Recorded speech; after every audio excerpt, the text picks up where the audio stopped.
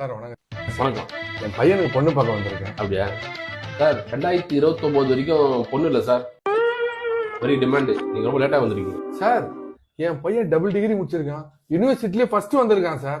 பார்க்க வெள்ளைய அரவிந்த் சாமி மாதிரி இருப்பான் சார். ஏங்க உங்க பையன் கலெக்டரே படிச்சாலும் கல்யாணத்துக்கு பொண்ணு கிடையாது. ஏங்க பொண்ணு ரொம்ப டிமாண்டுங்க சார்.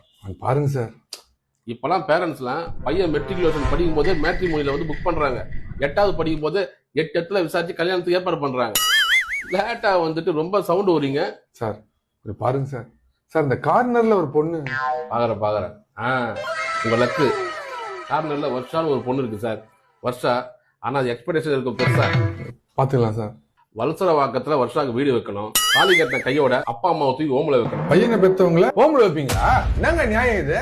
இப்ப நீங்க எதுக்கு கோவப்படுறீங்க? ஹலோ, ஏதோ பொண்ணு பெத்தவர் மாதிரி பண்றீங்க. நீங்க பையனை பெத்தவர் தானே, கொஞ்சம் பொறுமையா பேசுங்க. இதுக்கே கோவப்பட்டா எப்படி? வருஷாவுடைய 3வது கண்டிஷன் பையனுக்கு. சார் நீங்க கவலையே பட வேணாம். பையனுக்கு பிபி இல்ல, சுகர் இல்ல, குடி இல்ல, ஏன் சிகரெட் பழக்கம் கூட இல்ல சார். அது எல்லாம் இருக்கலாம், சூடு சொன்ன மட்டும் இருக்கக்கூடாது. இது ஓகேனா சொல்லுங்க. புள்ளைய பெத்துட்டேன், அந்த வருஷாக வித்துட்டேன்னு நினைச்சுக்கிறேன். ஃபீல் பண்ணாதீங்க. பையனை பெத்துட்டீங்களே. வருஷாவுடைய அடுத்த கண்டிஷன் கல்யாணம் எங்க வைக்கணும்னா சார் எங்க குலதெய்வம் கோயிலே வச்சிடலாம். அது நீங்க போய் வைங்க. அவங்க கண்டிஷன் அது கிடையாது. ரிசப்ஷன் வந்து கிளப்ல, மேரேஜ் பப்ல. இதெல்லாம் ஓகேனா உங்க பையன் மாப்பிள்ள. கண்டிஷன் போடுது. அந்த பொண்ணு எவ்வளவு படிச்சிருக்கு? 7வது வரைக்கும் படிச்சுக்குதுங்க. 7வது படிச்சிருக்கு. 6வது படிச்ச பொண்ணுக்கு அவன் அடிச்சுக்கிறான் பொண்ணு கிடைக்கலன்னு. நீங்க ஓவரா பண்றீங்க சார். நீங்க கிளம்புங்க சார். நாட்டு நிலவரம் என்னன்னு உங்களுக்கு தெரியல சார். பண்ணுங்க சார். புள்ளைய பெத்துட்டேன், அந்த வருஷாக வித்துட்டேன்னு நினைச்சுக்கிறேன். புக் பண்ணுங்க சார். சரி. சார் புக் மை லைஃப்ல நீங்க கேட்ட மாதிரி கார்னர்ல இருக்க பொண்ணு நேம் வருஷா. ஓகேவா? பண்ணுங்க. புக் பண்ணிடுவா. பண்ணிடுங்க. கேன்சலேஷன் அப்புறம் கிடையாது. இல்ல பரவாயில்ல. ஐயோ என்ன சார்? சார் அந்த பொண்ணு புக்குடு சார். சார் என்ன சார் சொல்றீங்க? என்ன சார் இது? பொண்ணுக்கு டிமாண்ட் சார். சார் ஏதாவது பண்ணுங்க சார். பையனுக்கு வேற வயசாயிட்டு இருக்கு. 24 வயசு ஆகுது சார்.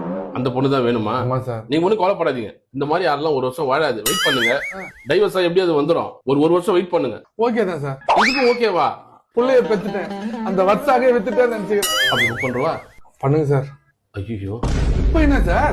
சார் டைவர்ஸுக்கும் 8 பேர் வெயிட்டிங்ல இருக்காங்க சார். ஏன் பிறந்தாய் மகனே, பிறந்தாய். பொண்ணு மீது இவ்வளவு டிமாண்டா?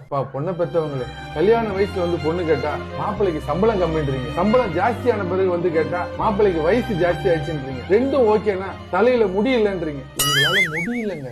எல்லாரும் எதிர்பார்க்கறதை நான் செய்ய மாட்டேன்.